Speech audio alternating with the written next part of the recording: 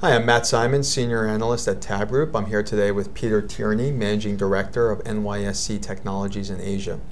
We're going to talk about latency and sensitive technologies and some of the things that have been going on in the high-frequency space. High-frequency trading here in the U.S. has been emerging and has been a popular topic for discussion, and it's been going over to Europe and Asia at the same time. Peter, I'm interested to some of your opinions on what you're seeing in some of the trends and things that have been going on across Asia. Absolutely. So yeah, high frequency trading or automated trading is no newcomer to the region. If you look across, I guess to answer the question on two parts, if you look across the exchanges in the region, tremendous change.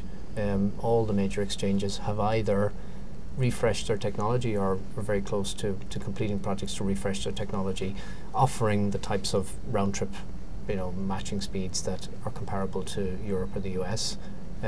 Again, I'm talking about Tokyo and Singapore, Hong Kong, Australia, and even into places like India. The concept of co-location with the exchange has become pretty much standard, and proximity offerings are available.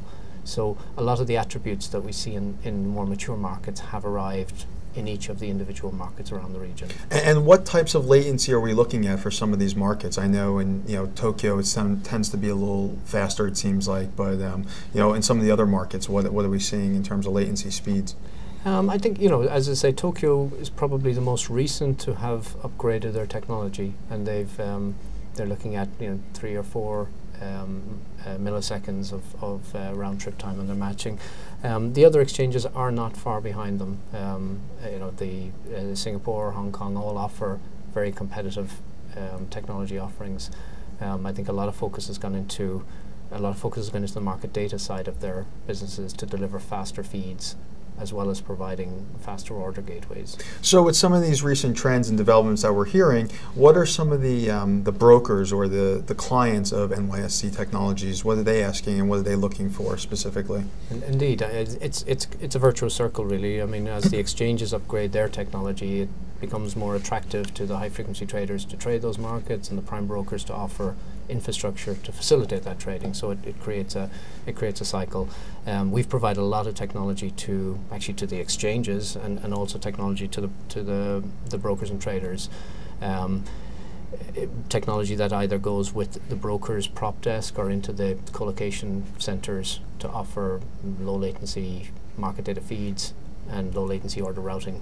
So you guys have been doing this for a while. What are some of the things that you've seen most recently as being some of the catalysts for change, or what are some of the things that have been different maybe over the last 6 months or so than what had been in the past?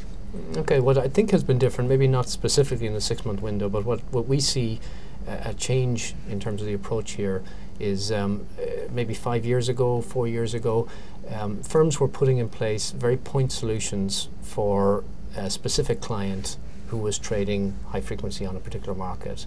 That has matured to the point now where firms are looking at those solutions and trying to leverage them across multiple high frequency clients, but starting to use that infrastructure back into their enterprise. So starting to use that same infrastructure to drive enterprise applications, to reduce the total cost of their market data, and generally to provide value across a broader range of functions within the investment bank. And cost, I mean, that's obviously a big part of it that you've mentioned now twice. In terms of market data infrastructure and some of these costs, what are firms looking at?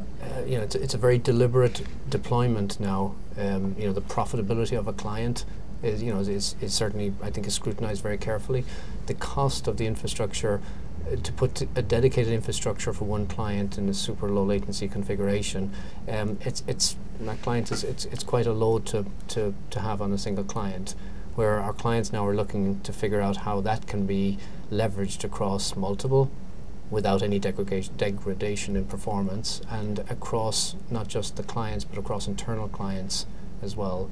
And something we've seen emerge in the US and Europe, which is we think going to be quite significant in Asia, is the whole concept of starting to take direct feeds from the exchanges, redistributing them within your organization, reporting your usage of that back to the exchanges, and basically managing the cost of your market data, the total cost of your market data, using this high frequency infrastructure that 5 years ago was simply there for one client.